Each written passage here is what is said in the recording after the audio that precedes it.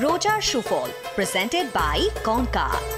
আসসালামু আলাইকুম ওয়া রাহমাতুল্লাহি ওয়া বারাকাতুহু। বিসমিল্লাহ ওয়াসসালাতু ওয়াসসালামু আলা রাসূলিল্লাহ ওয়া বা'দ। সম্মানিত দর্শক শ্রোতা, আজ মাহে রমাদানের ২১তম দিন।